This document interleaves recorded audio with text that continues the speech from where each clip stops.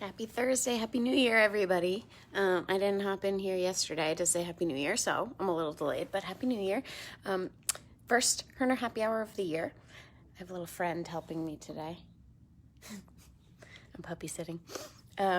So I wanted to talk about how to get a fast cadence out of the saddle. I had somebody ask me that in their entry questions to come into the crew.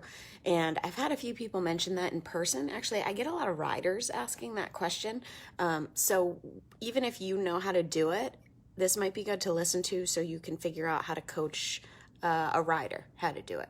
So fast cadence out of the saddle, we're talking, 100 to 130. I would never go above that. Even 130 is hard for most people to get to in a safe way. Anything above that, and I've seen it in classes, 140, 150 out of the saddle, I wouldn't suggest that. You guys know that I always say you do in class what you think is safe and appropriate. So if you think you can do that safely and you can coach people to do it safely, power to you. I could not, and I wouldn't want to take that risk, but 130 is hard enough. And even if you're going that fast out of the saddle, if you do try it in your class, I suggest you keep it to a very short amount of time, because it's hard for people. They're probably going to do it wrong. It's going to be a challenge, so it might be nice to try once in a while, but keep in mind that we want our riders to feel accomplished when they leave our class. They want to feel like it was hard, but doable. And if we're sprinting out of the saddle the whole class and somebody can't do that, they're going to leave feeling very defeated and not want to come back. So keep it to a minimum if you do it. And the way that we do it, so before I even get there, for someone that asked this, I'm guessing that you had trouble holding speed out of the saddle. What I would suggest is starting with the speed that you can hold. So maybe you start with like 90 RPMs and try to lift that out of the saddle and see if you're able to do it, see if you're able to maintain. Once you get that, then you go a little bit faster. So it's a muscle memory thing. It's your body has to learn how to hold your weight up while still moving the legs in the right pace.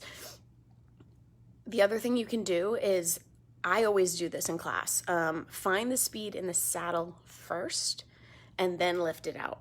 So if you're gonna do a full-on sprint out of the saddle, find the speed down in the saddle, coach them into that, get them into their groove, into their rhythm, and then lift with that speed maintained. It's much easier to do that than to try to find speed while you're already out of the saddle. I've seen that in classes. It's doable, but it's trickier for people because they have to kick into a higher speed, and it's tough to do when you're holding your body weight out of the saddle, right? So giving them one less thing to worry about, finding the speed first in the saddle and then lifting it up, I think it's gonna be a little bit easier.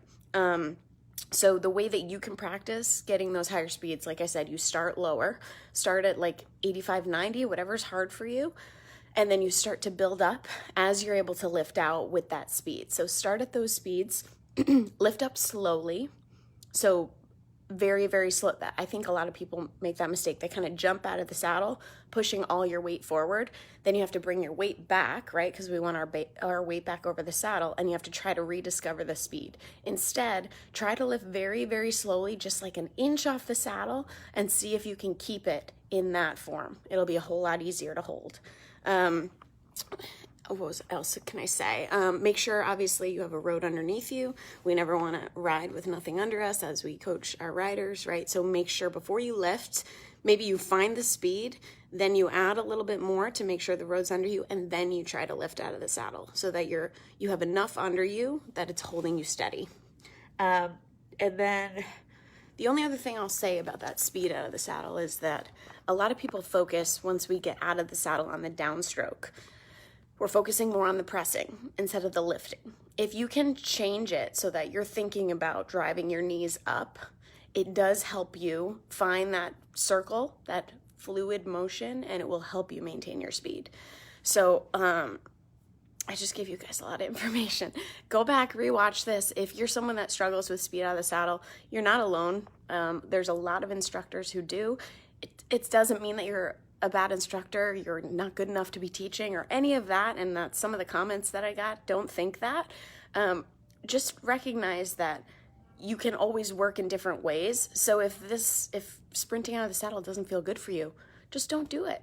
Just don't do it, especially if you don't think it's good for your riders. If they're not getting out of it what you want them to, it's not even worth doing.